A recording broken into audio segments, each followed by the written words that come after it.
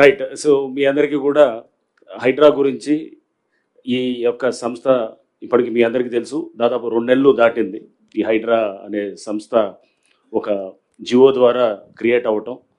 Create అయిన తర్వాత ఈ 2 నెలల్లో పలు కార్యక్రమాల్లో చేయటం కూడా చూశారు. సో నేను ఫస్ట్ మనందరికి కొన్ని బేసిక్స్ అంటే దీని ఉపోద్ఘాతంలో భాగంగా రాజ్యాంగంలో ఆర్టికల్ 21 అని ఉంటుంది, రైట్ టు లైఫ్, అంటే జీవించేదానికి హక్కు, అది ప్రాథమిక హక్కు అనమాట. దాంట్లో రైట్ టు క్లీన్ ఎన్వైరన్మెంట్ అంటే ఒక పరిశుభ్రమైనటువంటి ఎన్వైరన్మెంట్ అనేది అది ఒక రైట్గా సుప్రీంకోర్టు పలు జడ్జిమెంట్స్లో పలు సందర్భాల్లో కూడా దాన్ని గుర్తించడం కూడా జరిగింది. సో దాంట్లో ఎటువంటి రెండో ఆలోచన ఉండకూడదు. రైట్ టు లైఫ్ అంటే నువ్వు జీవించడానికి కావాల్సింది ఒక మంచి ఎన్వైరన్మెంట్ అనేది, క్లీన్ ఎన్వైరన్మెంట్ అనేది దాంట్లో. నెక్స్ట్ ఇంతే కాకుండా మనం చూస్తే కనుక అంటే ప్రాథమిక హక్కుల్లో ఇప్పుడు ఆర్టికల్ 21తో పాటు ఫండమెంటల్ డ్యూటీస్ అంటే మన ప్రాథమిక విధులు కూడా రాజ్యాంగంలో పొందుపరిచి ఉన్నాయి. దాంట్లో కూడా చాలా స్పష్టంగా ఆర్టికల్ 51A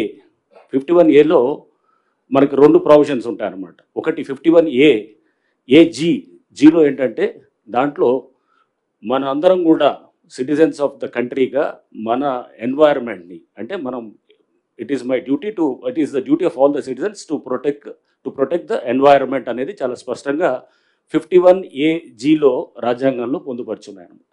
నెక్స్ట్ అట్లనే 51AI దాంట్లో కూడా చాలా స్పష్టంగా రాజ్యాంగంలో మన పబ్లిక్ ప్రాపర్టీస్ అంటే ఏదైతే ప్రజల ఆస్తులు ఉన్నాయో ఆ ప్రజల ఆస్తులన్నింటినీ కూడా మనం కాపాడాల్సిన బాధ్యత మన సిటిజన్స్ అందరి మీద ఉన్నాయని కూడా చాలా స్పష్టంగా రాజ్యాంగంలో కూడా చెప్పడం జరిగింది. సో ఈ అన్నిట్లో కూడా ఈ క్రమంలో మీ అందరికీ తెలుసు హైడ్రా అనేది దీని యొక్క ఫంక్షన్స్లో ప్రధానంగా డిజాస్టర్ మేనేజ్మెంట్ ఒకటి ఉంటుంది, రెండోది అసెట్ ప్రొటెక్షన్ ఉంటుంది. డిజాస్టర్ మేనేజ్మెంట్, అసెట్ ప్రొటెక్షన్ రెండు కూడా దాన్ని వేరువేరుగా చూడాల్సిన అంశాలు కాదు, రెండు కూడా ఇంటర్లింక్డ్ కాన్సెప్ట్సే. అంటే డిజాస్టర్ మేనేజ్మెంట్ అంటే విపత్తు నిర్వహణ, నెక్స్ట్ అసెట్ ప్రొటెక్షన్ అంటే ఆస్తుల పరిరక్షణ, అంటే ఆస్తులు అంటే ప్రభుత్వ ఆస్తుల పరిరక్షణ.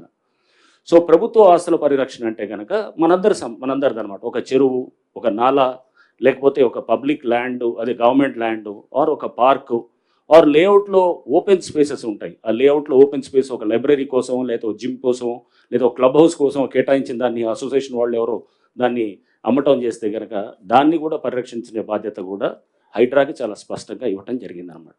ఇంతేకాకుండా ఇది మనకి అంటే ఇవన్నీ కూడా జియోలో చాలా స్పష్టంగా మెన్షన్ చేయడం కూడా జరిగింది.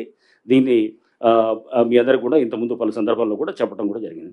అయితే ఈ మధ్య అంటే మనం ఎందుకంటే ఈ సోషల్ మీడియాలో అంటే మెయిన్ స్ట్రీమ్ మీడియా ఎప్పుడు కూడా వాళ్ళ నుంచి పెద్ద సమస్య ఏమీ అనిపించలేదు కానీ బట్ సోషల్ మీడియాలో చాలా సందర్భాల్లో కూడా హైడ్రా పైన తీవ్ర వ్యతిరేకత, లేకపోతే హైడ్రా యొక్క దీన్ని అంటే చాలామంది హైడ్రా బాధితులు ఉన్నారు అని చెప్పేసి కూడా ఈ విధంగా కూడా మనం చూస్తూ ఉన్నాం అన్నమాట. హైడ్రా బాధితులు అంటే కనుక మనం చూడాల్సింది ఆల్బర్ట్ ఐన్స్టైన్ ఒక ఫేమస్ కొటేషన్ ఉంటుంది అనమాట. ఏమంటాడంటే world is a dangerous place to live not because of those doing evil but because of those vast majority who are silent and just watching అని చెప్పి అంటాడు. అంటే మీరు ప్రపంచం అనేది ఒక డేంజరస్ ప్లేస్ టు లివ్, ఎందుకు దానికి మీరు అంటే నాట్ బికాస్ ఎవరో కొంతమంది దాంట్లో తప్పు చేస్తున్నారని కాదు, వాళ్ళు తప్పు చేసేవాళ్ళు అనేది కాదు, బట్ సైలెంట్ మెజారిటీ ఎవరైతే ఉన్నారో వాళ్ళు ఊరికనే దాన్ని బయట నుంచి చూస్తూ ఉంటారనమాట. చూస్తూ ఉన్న వాళ్ళ వల్ల నష్టం ఎక్కువ ఉంటుంది అనేది కూడా చాలా స్పష్టంగా ఆల్బర్ట్ ఐన్స్టైన్ కొటేషన్ మనందరం కూడా గుర్తు చేసుకోవాలి. రైట్, ఇప్పుడు దీంట్లో ఈ వ్యతిరేకత దీని గురించి మనం మాట్లాడుతున్నప్పుడు హైడ్రా మీ అందరూ చూశారు ఫస్ట్లో కొంత ఇంపార్టెంట్ స్ట్రక్చర్స్ని డిమాలిష్ చేయగానే ఇది ఉన్నది అంతర్జానికి చాలా బ్రహ్మాండంగా చేస్తున్నారన్నారు. 2-3 అంటే ఈ గతంలో జరిగినటువంటి 2-3 ఏదైతే కనుక డిమాలిషన్స్ ఏమైనా జరిగినప్పుడు దాని గురించి కొంత అంటే అడ్వర్స్గా రిపోర్ట్ చేయడం కూడా దీన్ని కూడా నేను ఒకసారి దాని మీద కూడా క్లారిటీ ఇవ్వదలుచుకున్నాను. సో కొన్ని స్ట్రక్చర్స్ మనం ఇంకోటి మీ అందరికి కూడా మేము చెప్పాల్సింది, ప్రతి స్ట్రక్చర్ కూడా ఏదైతే కనుక అన్ఆథరైజ్డ్ అయితేనే దాన్ని డిమాలిష్ చేయడం జరిగింది. ఎక్కడ కూడా GHMC permission, HMDA permission list కూడా ఇస్తారు మీ అందరికి కూడా. తర్వాత మొత్తం దాదాపు 27-28 స్ట్రక్చర్స్ని ప్లేసెస్లో డిమాలిష్ చేసినప్పుడు ఎక్కడైతే కనుక ఆ పర్మిషన్ సపోజ్ ఒకటి పంచాయత్ సెక్రటరీ ఇస్తాడు, ప్రస్తుతం మున్సిపాలిటీ పాత డేట్ తోటి ఇచ్చాడు డిండిగల్ కేసులో. డిండిగల్లో మేము చేసినటువంటి అక్కడ చెరువులు అక్కడ పాత డేట్ తోటి ఇస్తే పంచాయత్ సెక్రటరీ వాజ్ సస్పెండెడ్. అతను అరెస్ట్ అయ్యాడు. తర్వాత దాని మీద ఆ డెవలపర్ ఎవరైతే బిల్డర్ ఉన్నారో ఆ బిల్డర్ మీద కూడా కేసు పెట్టడం జరిగింది. కేసు పెట్టిన తర్వాత అది పర్మిషన్ ఈజ్ నో పర్మిషన్ అయినా కానీ కూడా డిమాలిషన్కి ముందు అది ఏది రిజిస్ట్రేషన్స్ జరిగి ఆ బిల్డరు అమ్మటం జరిగింది అనమాట. సో ఇంకోటి మీకు అమీన్పూర్లో చూస్తాం. అమీన్పూర్లో మన ఈ మధ్య డిమాలిష్ చేసినప్పుడు అమీన్పూర్లో పెద్ద ఎత్తున కూడా గవర్నమెంట్ ల్యాండ్ అన్యాక్రాంతం అవుతుంది, వేలాది ఎకరాలు అనమాట. ప్రతి వాళ్ళు వేరే సర్వే నెంబర్ తీసుకొని వచ్చేసి ఈ సర్వే నెంబర్ వీళ్ళు ఉన్న సర్వే నెంబర్ ఏమో వేరుంటుంది, వేరే నెంబర్ ఏమో అదేదో ప్రైవేట్ ల్యాండ్ చూపిస్తారు, కట్టేదేమో ప్రభుత్వ ల్యాండు. వేలాది ఎకరాలు అక్కడ మొత్తం అన్యాక్రాంతం ఆక్రమించుకోవడం జరుగుతుంది. అక్కడ స్థానికంగా పలుకుబడి ఉన్నవాళ్ళు అది అన్ని విధాలుగా కూడా దాన్ని సిస్టమ్స్ను మేనేజ్ చేసుకుంటూ చేస్తున్న దాంట్లో వాటిల్ని కూడా మేము మన డిమాలిష్ చేసేది. సో ఉదాహరణకి ఒక హాస్పిటల్ మన డిమాలిష్ చేసినటువంటి హాస్పిటల్ మీరు చూస్తే కనుక పోయిన సంవత్సరం అది ఆల్రెడీ ఒకసారి డిమాలిష్ అయిన తర్వాత ఫస్ట్ ఫ్లోర్ దాకా కడితే మళ్ళా కట్టడం మొదలెడితే స్లాబ్స్ అయినా ఆపకుండా మళ్ళీ మూడోసారి కూడా వాళ్ళు చేసినప్పుడు దానికి ఇది పవర్ కనెక్షన్ అది కరెంట్ కనెక్షన్ డిస్కనెక్ట్ చేయమని చెప్పి కూడా రాసిన తర్వాత వాళ్ళు కోర్టుకు వెళ్ళి మళ్ళీ తీసుకొని వచ్చేసి మొన్న డిమాలిష్ చేసామన్నమాట. దాంట్లో ఎటువంటి హాస్పిటల్ ఏమీ లేదు. ముందు రోజు మేము వెళ్ళి చేసినప్పుడు అక్కడ హాస్పిటల్ లేదు, ఏమీ లేదు. అవన్నీ కూడా వీడియో రికార్డు కూడా చేయటం జరిగింది. అక్కడ బయటికి అది దాన్ని ఒక హాస్పిటల్లో దాంట్లో పేషెంట్స్ ఉన్నారనే విధంగా దాన్ని బయటికి ప్రొజెక్ట్ చేస్తూ దాని వెనకాల మీ అందరూ కూడా మీరు చూడాల్సింది ఏంటంటే ఇవన్నీ చేసేది మామూలు వాడు చేయడు, సామాన్య మధ్యతరగతి వాడు ఒక పేదవాడు ఎవడు కూడా ఇట్లాంటివి చేయడు. ఇది చేసేది అక్కడ వెనకాల ఉండేవాడు బలవంతుడే అక్కడ చేయగలుగుతాడు అనమాట. అది చేసి అతను ఏదైనా కానీ నేను మేనేజ్ చేసుకోగలుగుతాను, అన్ని వ్యవస్థలు నా చేతిలో ఉన్నాయన్నట్టు ఒక ధైర్యం ధీమాతుడు చేస్తుంటే చూస్తే ఇంకా అక్కడ కూడా చాలా విల్లాస్ కూడా మనం డిమాలిష్ చేసాం. విల్లాస్ డిమాలిష్ చేసినప్పుడు ఆ విల్లాస్ డిమాలిషన్లో వచ్చినటువంటిది కూడా మనం చూస్తే కనుక అక్కడ ఆల్రెడీ అవన్నీ కూడా గవర్నమెంట్ ల్యాండ్లో పర్మిషన్స్ ఇచ్చినారని చెప్పేసి కూడా సస్పెండ్ అయిన తర్వాత రిజిస్ట్రేషన్ కూడా ఆపాలని చెప్పి కలెక్టర్ రాస్తే రిజిస్ట్రేషన్స్ కూడా ఆపేశారు. ఆ బిల్డర్ అక్కడ ఉన్నటువంటి అతను మాధవ్ రెడ్డి ఏదో ఉన్నది అతను ఇంకో కోటేశ్వరరావు అని చెప్పేసి వాళ్ళు కొంతమంది వీళ్ళ వెనకాల అక్కడ లోకల్గా అక్కడ ఉన్నటువంటి ఒక పొలిటికల్గా ఉండే అతను వీళ్ళందరూ కలిసి మళ్ళీ కోర్టుకు వెళ్ళి రిజిస్ట్రేషన్స్ని అది వెంటనే మళ్ళీ చేసేటట్టు చేస్తే ఒకవేళ రిజిస్ట్రేషన్స్ ఉంటే కనుక బహుశా కొంత ఆగుండేదేమో అంటే తెలిసేది పబ్లిక్కి. బట్ ఆ రిజిస్ట్రేషన్స్ చేయాలనేటటువంటి విధంగా వాళ్ళు మళ్ళీ ఒక ఆర్డర్ తీసుకొని రావడంతో కొంత అక్కడ రిజిస్ట్రేషన్లో జరగటం. మేము డిమాలిష్ చేసే ముందు కూడా అక్కడ ఒక జస్ట్ హార్డ్లీ ఒక 1 month ముందో లేకపోతే ఒక లాస్ట్ ఒక 1-2 months ముందు కూడా వాళ్ళు గృహప్రవేశం చేసిన సందర్భాలు కూడా చూసాము. అంటే డ్యూ డెలిజెన్స్ అక్కడ ఆల్రెడీ పంచాయత్ ఆఫీస్కి వెళ్ళి నేను వాళ్ళతో మాట్లాడాను, వాళ్ళందరూ కూడా మా ఆఫీస్కి వచ్చారు. ఎవరైతే కనుక నష్టపోయిన వాళ్ళు ఉన్నారో వాళ్ళు వచ్చినప్పుడు వాళ్ళు చెప్పింది కూడా విని ఆశ్చర్యపోయాను. అంటే వాళ్ళు అమాయకంగా వాళ్ళు ఏంటంటే అక్కడ ఎటువంటి డ్యూ డెలిజెన్స్ చేయట్లేదు. ఒక పంచాయతీ ఆఫీస్కి వెళ్ళి కనుక్కుంటే తెలిసిపోతుంది. ఇది ఆల్రెడీ ఇక్కడ గతంలో ఇక్కడ ఇది పర్టికులర్ కొన్ని అరెస్ట్ అయ్యారు, లేకపోతే సస్పెండ్ అయ్యారు, లేకపోతే ఇక్కడ పర్మిషన్స్ క్యాన్సిల్ చేశారు, దీనికి పర్మిషన్స్ లేవు అని చెప్పిన తర్వాత కూడా వాళ్ళు అంటే దాని ప్రయత్నం కూడా చేయలేదు. తర్వాత వాళ్ళు రిజిస్ట్రేషన్ అయ్యి డబ్బు ఇచ్చిన తర్వాత తెలిసినట్టు వాళ్ళు కొంతమంది మా దగ్గర వాపటం కూడా జరిగిందనమాట. అంటే వాళ్ళు అక్కడ కొంత చేయాల్సినటువంటి కొన్ని ప్రిలిమినరీ ఎంక్వైరీస్ చేయలేదు. బ్యాంకర్స్లో కూడా యాక్చువల్గా అక్కడ చేయాల్సినటువంటి వాళ్ళు బ్యాంకుల్లో వాళ్ళ ఫీల్డ్ వెరిఫికేషన్ టీమ్స్ ఉంటాయి. ఒక బ్యాంక్ లోన్ ఇవ్వాలంటే కనుక ఫీల్డ్ వెరిఫికేషన్ టీం ఉండాలి.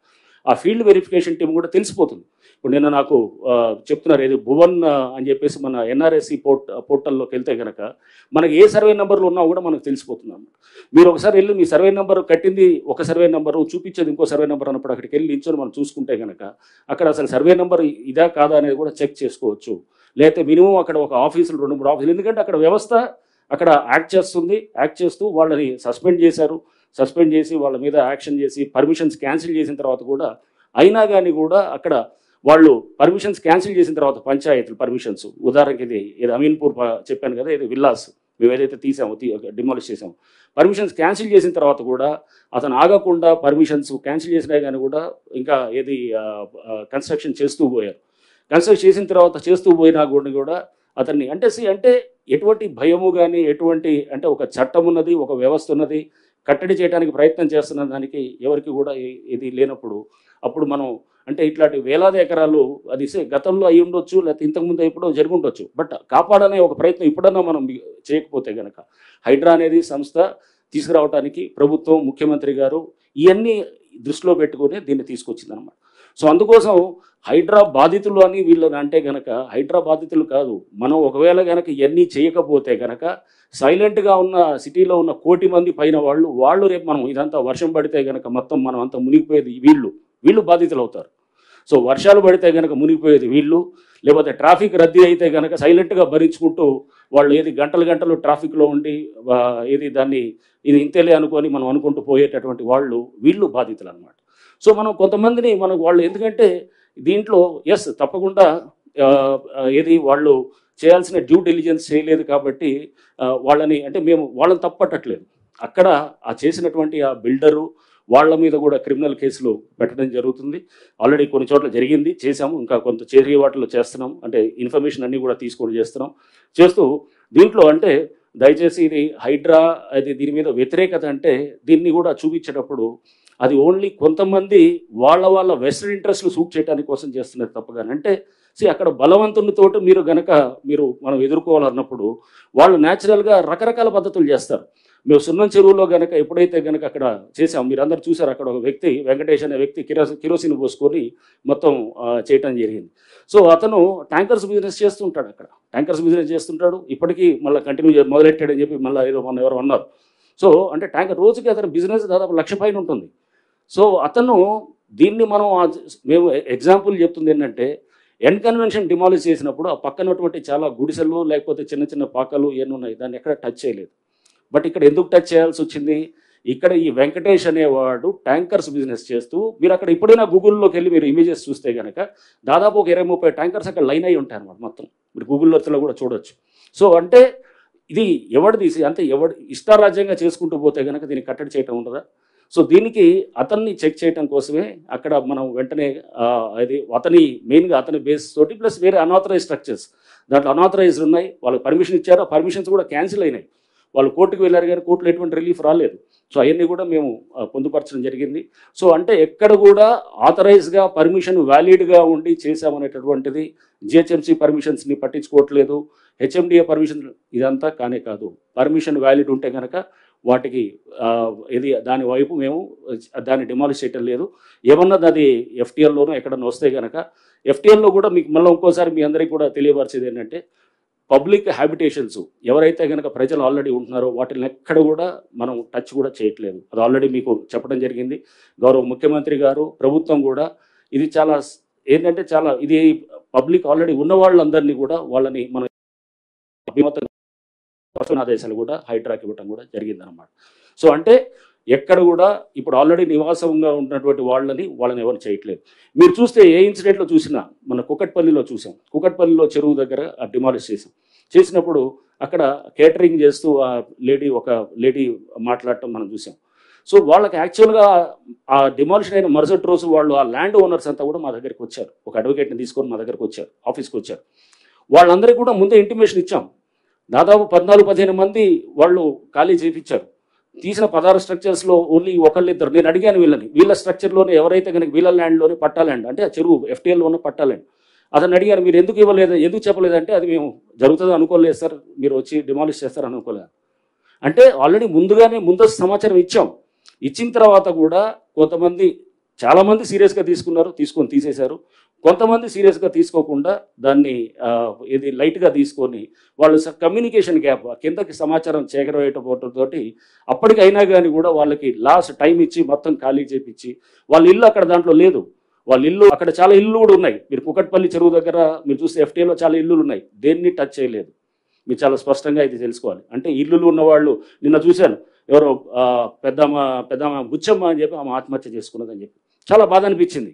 ఎందుకంటే అరే ఒక పెద్ద ఆవిడ ఇట్లా ఆమె ఆత్మహత్య చేసుకోవటం అనేది ఇటువంటిది మనం దీనికోసం కాదు, హైడ్రా అనేది ఉద్దేశాల కోసం పెట్టింది కాదు. ప్రభుత్వం ఈ ఉద్దేశంతో ఇది ఈ లక్ష్యాలతోటి ఈ ఇన్స్టిట్యూషన్ ఫ్లోట్ చేసింది కాదు. ఈ బుచ్చమ్మ అనే ఈమె చేసుకోవడానికి కారణం అక్కడ ముగ్గురు ఎవరు ఆడపిల్లలు ఉన్నారు, ఇద్దరికేమో G+1 హౌసెస్ ఇచ్చారు, ఇంకొకరికి చిన్న ఒక ఖాళీ ప్లాట్ ఇచ్చారు. ఇచ్చిన తర్వాత ఇవన్నీ కూడా బఫర్ జోన్లో వస్తాయి, వాటిని జోలికి మేము వెళ్ళట్లేదు. కానీ ఎవరో అక్కడ ఏమంటారు మాట్లాడేవాళ్ళు ఆ భయాన్ని చూపిస్తూ ఆందోళన చూపిస్తూ హైడ్రా అనేది ఒక బూచిగా చూపించడం అనేది కూడా ఇదైంది. హైడ్రా అనేది ఒక బూచియో లేకపోతే ఒక ఏది ఇది ఇందాక చెప్తున్నట్టు ఒక గ్రే హౌన్స్ దాకా వెళ్ళి చేసేది కదా. హైడ్రా అంటే ఒక భరోసా అనేది గుర్తుపెట్టుకోవాలి. ఈ వ్యవస్థల్ని ఇదంతా ఇది నుంచి వర్షాల నుంచి కాపాడటానికి ప్రయత్నం చేస్తున్నటువంటి ఒక ఇన్స్టిట్యూషన్గా తీసుకోవాలి. అంతేగాని దీన్ని బూచిగా ఒక రాక్షసిగా చూపిస్తే కనుక రేపు మున్ముందు మన ముందు తరాలకి మనం మన చెరువుల్ని కాపాడుకోలేము, మన పబ్లిక్ ల్యాండ్స్ కాపాడుకోలేము. ఎందుకంటే ఇట్లాంటి ప్రయత్నం దేశంలో ఎవరు చేయలేదు. కేవలం ప్రభుత్వం చేసినప్పుడు ఈ ప్రభుత్వం యొక్క ఒక మంచి సంకల్పంతో ఇది చేసినప్పుడు ముఖ్యమంత్రి గారు చాలా స్పష్టంగా చెప్పారు, దీన్ని మనం చాలా జాగ్రత్తగా నోటీసులు ఇవ్వాల్సిన అవసరం లేదు. వాటర్ బాడీస్లో కనుక స్ట్రక్చర్స్ ఉంటే కనుక నోటీసులు ఇవ్వాల్సిన అవసరం లేదు. అయినా కానీ కూడా వాళ్ళకి ముందుగా చెప్తున్నాం, చెప్పేసి వాళ్ళకి ముందుగా చెప్పి వాళ్ళకి ముందుగా నోటీసులు ఇచ్చి వాళ్ళకి అందరికీ కూడా చాలా స్పష్టంగా క్లియర్గా చెప్తున్నాం, మీరు ఇదిగో ఇదని చెప్పి. అయినా ఇంకా కొంతమంది సీరియస్గా తీసుకోకపోతే ముఖ్యమంత్రి గారు మాకు చెప్పడం కూడా చాలా స్పష్టమైన ఆదేశాలు ఇచ్చారు. చిన్నవాళ్ళు, పేదవాళ్ళు, లోవర్ మిడిల్ సెగ్మెంట్ ఉంటే కనుక వాళ్ళు ఎవరికి కూడా మనకి సఫిషియెంట్ టైం ఇస్తాం. ఒకవేళ కనుక మనకి వాళ్ళు టైం ఇచ్చిన తర్వాత కూడా వాళ్ళు చేయలేదనుకోండి, ఇంకో 2 రోజులు ఇద్దాం, పోయేదేం లేదు. తప్పకుండా దాన్ని అంటే ఇప్పుడు మాడిఫైడ్ దీంట్లో కూడా వాళ్ళని ఆ చిన్నవాళ్ళు, పేదవాళ్ళు ఉంటే కనుక ఆ స్ట్రక్చర్స్ని ఎక్కడ కూడా మేము చేయము. అది వాళ్ళకి కావాల్సిన సఫిషియెంట్ టైం ఇస్తాం. సఫిషియెంట్ టైం ఇచ్చి వాళ్ళని వెకేట్ చేసుకునే దానికి కూడా వాళ్ళకి మేమంతా కూడా అక్కడ వాళ్ళకి ఆ పరిస్థితులు వచ్చేటటువంటిదిగా ఫెసిలిటేట్ చేస్తామని కూడా మేము చెప్తున్నాం. అండ్ దయచేసి ఏంటంటే హైడ్రాని ఒక భయం కింద, ఒక బూచి కింద చూపించడం మానేయాలి. ఫస్ట్ దీనికి చాలా హైప్ ఇచ్చేసి రేపు హైడ్రా వస్తుంది, కూల్ చేస్తున్నారు, అది చేస్తున్నారు అని కాదు. హైడ్రా అనేది ఒక బాధ్యత, ఒక భరోసా అనేది మళ్ళీ ఒకసారి మీ అందరూ కూడా నేను చెప్పదలుచుకున్నాను. అవునండి అయిన తర్వాత మీరు చెప్పండి, వీల్ టేక్ యువర్ క్వశ్చన్స్. నేను అదే కదా మీకు చెప్పేది. మీకు ఇదే నేను అంటుంది, ఆ పర్మిషన్స్ ఉన్నాయని వాళ్ళు అనుకుంటున్నారు. ఆ పర్మిషన్స్ క్యాన్సిల్ అయ్యి సంవత్సరాలు అయిపోయి అది ఆల్రెడీ కేసులు అవుతున్నాయి, సస్పెన్షన్లు అయినారు, కేసులు అయిపోయినాయి, రిజిస్ట్రేషన్ కూడా ఆపిచ్చారు. ఎవరిని తప్పట్టాలి? ఆ బిల్డర్ని తప్పట్టాలి. ఆ బిల్డర్ని పట్టుకొని అడగాల్సింది పోయి, లేకపోతే డ్యూ డెలిజెన్స్ చేయకుండా మీరు వచ్చి మీరు కొలగొడుతున్నారంటే కనుక అసలు పర్మిషన్ లేని స్ట్రక్చర్ అది. రెండోది నేను ఇప్పుడు చెప్పేది అదే. ఇప్పుడు మీ అందరికీ పర్మిషన్ ఒకటి, ఇప్పుడు సర్పంచ్ తోటి గండిపేటలో సర్పంచ్ ఇచ్చారు పర్మిషన్. సర్పంచ్ అసలు పర్మిషన్స్ ఇవ్వచ్చా? లేదు కదా. పంచాయత్ సెక్రటరీ ఇవ్వాలి. అది కూడా ఇప్పుడు యాంటీ డేట్ తోటి 2009 కన్నా ముందు డేట్స్ తోటి ఇచ్చుకొని, ఇది ఏ కాగితం అంటే ఆ కాగితం పర్మిషన్ అవుతుందా? అట్లాంటిది ఇది invalid illegal permission is no permission. రెండోది అసలు మీరు సమయం ఇవ్వట్లేదు, నోటీసులు ఇస్తున్నారు మీకు చెప్తుంది. ఇప్పుడు మీకు చెప్తున్న ఎగ్జాంపుల్ ఉదంతాలన్నిటి కూడా వాళ్ళకి చెప్పినప్పుడు కమ్యూనికేషన్ గ్యాప్, కొన్ని సందర్భంలో కమ్యూనికేషన్ గ్యాప్ ఏదైతే ఉన్నదో దాన్నే మీకు చెప్తున్నాను. అది కింద వాళ్ళకి చేర్చడంలో వాళ్ళు ఎవరు ల్యాండ్ ఓనర్స్కి ఇచ్చాం. ల్యాండ్ ఓనర్స్కి ఇచ్చినప్పుడు ఆ బిల్డింగ్ స్ట్రక్చర్ ఉన్న వాళ్ళకి కమ్యూనికేషన్ వాళ్ళు చేయలేదు. కొంతమంది చేసిన వాళ్ళేమో తీసుకున్నారు ముందే, చేయని వాళ్ళేమో చేయట్లేదు. అండ్ ఎట్లానే ఇది అంటే నేను అనేది ఈ గ్యాప్ దాన్ని ఉంటుందని ఇంకా ముందు కూడా. ఎందుకంటే పేదవాళ్ళకి లేకపోతే దిగువ మధ్య తరగతి వాళ్ళకి ఇబ్బంది చేయాలనేది హైడ్రా కానీ ప్రభుత్వం యొక్క అభిమతం కాదు, ఆలోచన కాదు. ఎటువంటి పరిస్థితుల్లో అది చేయరు అన్నమాట. సార్ ఆర్టికల్ 19(1)(e) ఒక గూడు నివాసం ఏర్పడడానికి ఒక రైట్ ఇస్తుంది. ఇప్పుడు ప్రజలు మెజారిటీ, సరే మీ వాదన మీరు వినిపిస్తున్నారు, మెజారిటీ ప్రజల ఆవేదన చూస్తుంటే వాళ్ళ ఫండమెంటల్ రైట్కు డ్యామేజ్ చేస్తున్నారు, మా నివాస హక్కును భంగం కలిగించే విధంగా ప్రభుత్వము లేదా హైడ్రా వ్యవహరిస్తుందని చెప్పేసి పెద్ద ఆరోపణ మీ పైన. జ్యూరిస్డిక్షన్ దాటి కూడా మీరు వెళ్తున్నారు అనేది కూడా ఇంకో ఆరోపణ. జ్యూరిస్డిక్షన్ అన్ని కూడా క్లియర్గా మొన్న చూశాను. ఎక్కడో హైడ్రా ఏది ఇబ్రాహీంపట్నంకి వెళ్ళింది అని చెప్పేసి పేపర్లో చూశాను. హైడ్రా ఏది ఔటర్ దాటిన తర్వాత కూడా కొన్ని areas Ibrahimpatnam municipality clearly under the jurisdiction of HYDRAA. ఆ మ్యాప్ ఉంది, అది మీరు చూస్తే కనుక అది ఇది. అండ్ రైట్ టు నేను అనేది వాళ్ళు ఉంటున్నారు అనేది అంటే కనుక ప్రతి వాళ్ళకి వర్తిస్తుంది. ఇప్పుడు నేను వెళ్ళి చెరువులో కట్టుకుంటే కనుక అది నా రైటు ఇదా అంటే నా వల్ల వేల మంది నష్టపోతున్నారు. సుప్రీంకోర్టు చాలా స్పష్టమైన ఇది చెప్పింది, రైట్ టు క్లీన్ ఎన్వైరన్మెంట్ అనేది it is part of article 21. So అనేది చాలా స్పష్టంగా ఉంది. అంతేగాని నేను జీవించే హక్కు ఉందని చెప్పి వేరే నువ్వు 100 మందికి నేను ఇబ్బంది పెడతానంటే కనుక నీ జీవించే హక్కు నువ్వు ఒక సమాజంలో ఉంటున్నావు. సమాజంలో ఉన్నప్పుడు అందరితో కలిసి చేయాల్సింది అనేది, అందరితో కలిసిపోవాలనేది దానికే ఒక సంఘం అంటాం మనం. ఒక సంఘం, ఒక సమాజం అనేది ఒక దీనికి అనేది ఇదే అర్థం అన్నమాట. ఒకటి ప్రధానంగా హైడ్రాకి సంబంధించి అంటే FTL బఫర్ జోన్లో ప్రభుత్వ భూములలో కట్టుకున్న వాటిలో భయపడుతున్నారు. హైడ్రాని చూస్తే వాళ్ళు కూల్చేస్తారు మాదని చెప్పి. కానీ అదే ఓవైసీ FTL పెద్ద కాలేజ్ కట్టుకుంటే ఓవైసీని చూసి హైడ్రా భయపడుతుంది, ప్రభుత్వం భయపడుతూ ఉంది. ఓవైసీని ఏం చేస్తలేరు, నోటీసులు ఇచ్చారు, టైం ఇస్తారు, 6 నెలలు అంటారు, అకాడమిక్ ఇయర్ లాస్ అవుతుంది అంటారు. కానీ ఇక్కడ కూడా చిన్న చిన్న కుటుంబాలు 20 కుటుంబాలు 30 కుటుంబాలు 40 కుటుంబాలు అలా ఇల్లు పోతే అందులో కూడా పిల్లలు ఉన్నారు 50 మంది 60 మంది 70 మంది. వాళ్ళది కూడా అకాడమిక్ ఇయర్ ఖరాబ్ అవుతుంది, వాళ్ళు లాస్ అవుతారు. వాళ్ళ గురించి పట్టించుకోవట్లేదు కానీ ఓవైసీకి భయపడతా ఉంది హైడ్రా. మీకు మేము చెప్పేది అది, డిమాలిష్ చేసిన స్ట్రక్చర్స్ అన్నీ కూడా ఎక్కడ డిమాలిష్ చేసాము, ఆ డిమాలిష్ చేసింది ఖాళీగా ఉన్న బిల్డింగ్సే. ఏది ఇప్పుడు అమీన్పూర్ మీకు చెప్తున్నాం, ఆ ముందు రోజు వెళ్ళి వీడియో తీసాము, అంతా తీసుకొని అవన్నీ కూడా ఎస్టాబ్లిష్ చేసాము, దాంట్లో ఎవరు లేరు. ఆ రోజు రాత్రి కొంతమందిని తీసి కూర్చోబెడితే కనుక అది ఆక్యుపైడ్ కాదనమాట.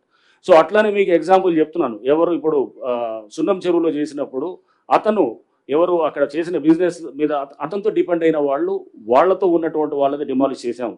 ఆ పక్కనే చాలా ఉన్నాయి వేరే హ్యాబిటేషన్స్, వేరే గుడిసెలు ఉన్నాయి, ఏమి టచ్ చేయలేదు. అది ఏదో ఈ బఫర్లో ఉన్న ఎఫ్టీఎల్లో ఉన్న అంటే మనము ఏ కమర్షియల్గా వాడుతున్న వాడు అక్కడ ఎక్స్ప్లాయిట్ చేస్తున్న వాడిని చేస్తున్నాము. రేపు ఏది మీరు ఓవైసీ గారిది అంటున్నారు, లేకపోతే మల్లారెడ్డి గారి కాలేజ్ ఉండొచ్చు, లేకపోతే ఇంకా మనకి ఏది పల్లరాజు రెడ్డి గారి కాలేజ్ ఉండొచ్చు. ఇట్లా రకరకాల చాలా కాలేజెస్ వచ్చాయి, మాకు చాలా కాలేజెస్ మీద కంప్లైంట్లు వచ్చాయి ఎఫ్టీఎల్లో ఉన్నాయని చెప్పేసి. బట్ పిల్లల భవిష్యత్తుని మనం దృష్టిలో పెట్టుకొని అకాడమిక్ ఇయర్ అనేది ఇప్పుడు నడుస్తున్నది. ఇప్పుడు కనుక తీస్తే వేలాది పిల్లలు ఇది మొత్తం రోడ్ల మీదకి వస్తారు. ఒక మెడికల్ కాలేజ్ స్టూడెంటో, ఒక ఇంజనీరింగ్ కాలేజ్ స్టూడెంటో, ఒక 10th ఎగ్జామ్ రాసేవాడో, ఇంటర్మీడియట్ చదివేవాళ్ళు చాలా కాలేజ్ మీద వచ్చాయి ఇట్లా కంప్లైంట్స్. రేపు తప్పకుండా అకాడమిక్ ఇయర్ అయిన తర్వాత వీళ్ళ ఎక్కడైతే కనుక ఇటువంటి ఉన్నాయో కంప్లైంట్స్ వాటిని తప్పకుండా హ్యాండిల్ చేసి ఓవైసీ అసలు ఛాలెంజ్ చేస్తా ఉన్నారు హైడ్రాని ప్రభుత్వాన్ని, మీ బిల్డింగ్స్ ఓకే రంగనాథ్ గారు, మీరు మొన్నటి వరకు మీకు ప్రశంసలు వచ్చినాయి అన్నారు, నిజంగా అందరు కూడా హ్యాపీగా ఫీల్ అయ్యారు. కానీ ఈ మధ్యలో రావడానికి ప్రధాన కారణం ఏంటంటే పెద్దవాళ్ళై జన్వాడ కానీ, ఇంకొక ఎంపీ కానీ, ఇంకో మాజీ ఎమ్మెల్యే కానీ, ఎమ్మెల్సీ కానీ అన్నీ ఉన్నాయి అనేది అందరు చెప్తున్నారు. వాటిని వదిలేసి చిన్న వాళ్ళని పట్టుకోవడంతోనే హైడ్రా మీద అందరు కోపంగా ఉన్నారు. మీరు చెప్తున్నారు కదా, మీరు ఏదైతే ఉన్నదో తప్పకుండా పెద్దవాళ్ళే ప్రథమ టార్గెట్గా జరుగుతున్నది, దాంట్లో ఇది లేదు. చిన్నవాళ్ళైనా కానీ కూడా మీరు చిన్నవాళ్ళు అనుకోవద్దు. మీరు ఇప్పుడు ఈ విల్లాస్ డిమాలిష్ చేసినప్పుడు కనపడేది ముందు చిన్నవాళ్ళు కానీ వెనకాల ఉండేది పెద్దవాడే అనమాట. అది కూడా గుర్తుపెట్టుకో. సో చేసేది వాళ్ళు చేస్తున్నట్టు అంటే ఇటువంటి వాటికి చెక్ పెట్టాలంటే కనుక అది వెనకాల ఉండే ఆ పెద్దవాళ్ళకి అది తెలియటానికే ఇది చేసేది కూడా అనమాట. సో జన్వాడ జన్వాడ నేనేది అంటున్నాను, ఇండివిజువల్ది మీరు చెప్పి జన్వాడ అనేది doesn't come under the scope of ఏది హైడ్రా. ఎందుకంటే జన్వాడ 111 జీవో కింద ఉంటుంది కానీ 111 జీవో పరిధి మాకు రాదు. And it is out of the ఏది మాకున్నటువంటి పరిధిలోకి రావట్లేదు అది. బట్ డెఫినెట్గా అది రేపు దాని మీద చేయాల్సిన ఏజెన్సీ వాళ్ళు తప్పకుండా అంటే ఇండివిజువల్ దీన్ని చేసేది. రేపు మేము సైలెంట్గా ఉన్నామని ఎందుకు అనుకుంటున్నారు? చాలా గ్రౌండ్ వర్క్ కూడా జరుగుతుంది, చాలా బ్యాక్గ్రౌండ్ వర్క్ కూడా జరుగుతుంది. చేసినప్పుడు సరైన టైంలో మీరు చూస్తారు. ఇదంతా 4 రోజులు ఉండేటటువంటి మీరు అనుకుంటారు ఏమి సైలెంట్గా ఉన్నారు, ఇది చేయట్లేదు పెద్దవాళ్ళ మీద అని. రేపు ఎప్పుడో మళ్ళీ సడన్గా ఒక రోజు ఏది మీరు పెద్ద 2 మంచి పడంగానే అప్పుడు మీరే అంటారు అనమాట, అరే సార్ సైలెంట్ ఏం కాదు అని చెప్పి మీరే అంటారు, లేదా ప్రభుత్వం సైలెంట్ కాదని అంటారు. సో ప్రభుత్వం కానీ అందరూ కూడా దీనికి పూర్తిగా సీఎం గారు పలు సందర్భాలు చెప్పారు. ఎవరైతే కనుక ఇప్పుడు ఫామ్ హౌసెస్ కూడా చాలా చూస్తున్నాం, ఏది మన ఉస్మాన్ సాగర్ హిమాయత్ సాగర్ చుట్టూ ఉస్మాన్ సాగర్ చుట్టూ డిమాలిష్ చేశాం. అట్లా హిమాయత్ సాగర్ చుట్టూ కూడా దానికి కొంత ఏంటంటే ఇంకా నోటిఫికేషన్ దాని విషయంలో కొంత సందిగ్ధత ఉంది కాబట్టి దాంతో సార్ 1 minute సార్. అది రోడ్డు అక్కడ చెరువు అక్కడ కూడా మేము చెప్పాము. అక్కడ ఒక ఏది ఎక్స్ ఎమ్మెల్యే వాళ్ళు కూడా ఆక్యుపై చేసేసింది దాన్ని ఇప్పుడు నెక్స్ట్ డిమాలిషనే కాదు, రిట్రీవల్ ఆఫ్ ద లేక్స్ అంటే దాన్ని మొత్తం మళ్ళీ రివైవ్ చేయడం అనేది నెక్స్ట్ అది కూడా మొదలవుతుంది. రేపు ఈ వారం 10 రోజుల్లో కూడా ఒక వర్క్షాప్ కూడా ఆల్రెడీ నిన్న కూడా మేము కొంతమంది ఎన్వైరన్మెంటలిస్ట్ పిలిచాము, వాళ్ళతో సజెషన్స్ తీసుకుంటున్నాం. ఎట్లా మనం ఇన్లెట్ నాలాస్ ఇన్ఫోసిస్ వాళ్ళు అద్భుతంగా బెంగళూరులో ఒక లేక్ని వాళ్ళు రివైవ్ చేశారు. ఇన్లెట్ నాలాస్ ప్లస్ దానికి మొత్తము ఏది ఆ చెరువుని చేసి పూర్తిగా దాన్ని ఒక లైవ్ లేక్గా తయారు చేశారు. మనం కూడా అలాంటివి చేయడానికి మనం చాలా సజెషన్స్ తీసుకోవడానికి ఆ వెనకాల చాలా బ్యాక్గ్రౌండ్ వర్క్ జరుగుతుంది. మీరు జరుగుతుందని అనుకోవట్లేదు, మీరు సైలెంట్గా ఉన్నారు మాట్లాడలేదంటే కనుక సైలెంట్గా ఉన్నామని కాదు. సో డిమాలిషన్స్ ఒకటే కాదు, డిమాలిషన్స్ ఒక ఆస్పెక్ట్ అయితే దాన్ని కన్స్ట్రక్టివ్ లైన్ లో తీసుకెళ్ళడానికి చాలా వర్క్ జరుగుతుంది వెనకాల. Sir 1 minute sir. Navinder from Deccan Chronicle sir. చెరువులు ఎఫ్టీఎల్ బఫర్ జోన్లలో అనుమతులు ఇచ్చిన జిహెచ్ఎంసీ హెచ్ఎండిఏలకు హైడ్రా లేఖలు రాసింది సార్. ఇక్కడ రంగనా సార్ చెరువులు ఎఫ్టీఎల్ బఫర్ జోన్లలో అనుమతి ఇచ్చిన హెచ్ఎండిఏ జిహెచ్ఎంసీకి హైడ్రా లేఖలు రాసింది. దానిపైన వారు ఏమైనా వివరణ ఇచ్చారా? అనుమతులను రద్దు చేయాలని ఏమైనా మీరు చెప్పారా? అదే సందర్భంలో పేదల విషయంలో మధ్యతరగతుల విషయంలో దూసుకువెళ్తున్న హైడ్రా వాసవి అర్బన్ లాంటి బహుళ అంతస్తుల నిర్మాణ సంస్థల మీద ఎందుకు సైలెంట్ గా ఉందనే అపోహలు వస్తున్నాయి. ఏం క్లారిటీ ఇస్తారు? నేను అనేది ఐ డోంట్ వాంట్, అదే చెప్పేది, ఇండివిజువల్ ప్రాజెక్ట్స్ మీద నేను కామెంట్ చేయను. సో రేపు మీరు ఒక టైం పాస్ అయ్యే కొద్దీ with the passage of time will get to know ఏం జరుగుతుంది ఏంటనేది కూడా. సో అంతేగాని మీరు సైలెంట్గా ఉన్నారు లేకపోతే ఏమి చేయట్లేదు అని అనుకోవటం, అది బహుశా మీరు అంటే ఇప్పటికిప్పుడు ఇమీడియట్గా రియాక్ట్ అవటం అనేది కాదు. అక్కడ ఉన్నటువంటి లీగల్ ఇష్యూస్ని కూడా అన్నింటినీ కూడా ప్రతి దాంట్లో కూడా ఇక్కడ వాటిలో చూసుకుంటాం. అసలు నిజంగా ఉందా లేదా, చాలామంది వచ్చి కంప్లైంట్స్ ఇస్తున్నారు అవసరం లేకుండా కూడా. కొన్ని చోట్ల ఏంటంటే అనవసరమైన కంప్లైంట్స్ కూడా ఇచ్చినవి కూడా ఉన్నాయి. అవన్నింటినీ కూడా మేము పరిశీలించి, లేదు ఇది దీంట్లో కంప్లైంట్లో సబ్స్టెన్స్ లేదనుకున్నప్పుడు పక్కన పెడతాం. సో ఎక్కడైతే కంప్లైంట్లో సబ్స్టెన్స్ ఉందో దాన్ని సీరియస్గా టేకప్ చేస్తారు. సంబంధిత ఏజెన్సీస్ అందరి కోఆపరేషన్ తోటి, అందరి కోఆర్డినేషన్ తోటి, వాళ్ళందరితోటి కలిసి పనిచేస్తూ మేము దానికి ఒక ఫినాలిటీ అనేది ఇవ్వడానికి ఇప్పుడు ఉన్నటువంటి దీంట్లో హైడ్రా యొక్క ఏదైతే కనుక చేస్తుందో దాని కింద చేస్తాము. And sir basically two questions, sir. Ranganath sir, so these are the most frequently asked questions, sir. Ranganath sir ikkada. Yeah. So these are the most frequently asked questions, like what if my house has a building permission by urban local body and it is in the buffer or FTL zone, will Hydra come and demolish it? It is under construction. it has a permission, valid It permission, has right? a valid urban local body permission. Absolutely no. So ఇప్పుడు అంటే ఇదే దానికి permission ఉంది and దానికి buffer zone లో construction జరుగుతుంది. So ఇప్పుడు అంటే ఇది వాళ్ళకి ఇదని దానికి ఇట్ హ్యాస్ టు నెక్స్ట్ ఏం చేయాలి, పర్మిషన్ క్యాన్సిల్ చేయించాలి. అంటే ఒకవేళ కనుక అది FTL వస్తుంది అనుకోండి, we have to go and get permission should be cancelled. So basically the permission will be revoked. Exactly అదే కదా అనేది. పర్మిషన్ ఇప్పుడు చెప్పేది, మేము చెప్తున్నది కూడా అదే. ఎక్కడన్నా కనుక ఆల్రెడీ పర్మిషన్స్ ఇచ్చుంటే కనుక దాన్ని రివోకింగ్ అన్నా జరగాలి. ఆల్రెడీ రివోక్ అయినాయి. ఇప్పుడు మీరు టేకప్ చేసినవి కూడా అన్ని ఏంటంటే ఆల్రెడీ రివోక్ చేసినాయి. FTLలో పర్మిషన్స్ ఇస్తే కనుక దాన్ని రివోక్ చేసిన వాటిల్ని అది లైవ్గా ఉంటే అంటే రివోక్ అయ్యి అది revoke is almost like A cancellation అయినా అంటే Sir, and one more thing, sir. Hydraa అసలు చెరువులకు సంబంధించినటువంటి FTL బఫర్ జోన్లకు సంబంధించినటువంటి మ్యాప్స్ సరిగ్గా లేవు అని చెప్పేసి దుర్గం చెరువుకు సంబంధించినటువంటి బాధితులు వెళ్తే హైకోర్టు కూడా దానికి సంబంధించినటువంటి విషయంలో ప్రభుత్వంకి ఖచ్చితంగా 6 వారాల లోపట పూర్తి నివేదికతో రావాలని చెప్తుంది. హైడ్రా దగ్గరనేమో 160 acres అని చెప్తా ఉన్నారు, కానీ అక్కడ లోకల్లో ఉన్నటువంటి అమర్ కోఆపరేటివ్ సొసైటీ అండ్ మిగిలినటువంటి వాళ్ళు ఏం చెప్తున్నారంటే కేవలం 60 ఎకరాలు మాత్రమే FTL పరిధి ఉంటుంది అన్నట్టు మాట చెప్తా ఉన్నారు. 100 ఎకరాలకు సంబంధించినటువంటి తేడా వస్తుంది. హైకోర్టులో ఉంది అది ఆల్రెడీ. ఇరిగేషన్ వాళ్ళు దాంట్లో అఫిడవిట్ కూడా ఫైల్ చేస్తున్నారు. అఫిడవిట్లో కూడా వాళ్ళు they are filing it as per ఇది వాళ్ళు ఏదైతే FTL చూపించారో దాన్నే చూపిస్తున్నారు, వాళ్ళు చేస్తారు. విషయంలో డబుల్ బెడ్రూమ్ ఇళ్లను ఇస్తామని చెప్తున్నారు కదా, మరి హైడ్రాకి సంబంధించినటువంటి విషయంలో అట్లాంటి ఆలోచన మనం చేస్తా ఉన్నారండి? This needs to be cleared, sir. Like as of I know, Hydra doesn't even have as of now power to give a notice also. But there is a widespread rumor ki Hydra NOC is required. Hydra NOC lekapothe yours will be demolished. No. So please educate or brief the people, sir, through this platform. Navinder sir, Bommalan. Forgot you. Ravindra, see, it's like this. I think I should make this assurance on behalf of government. It's very much important also.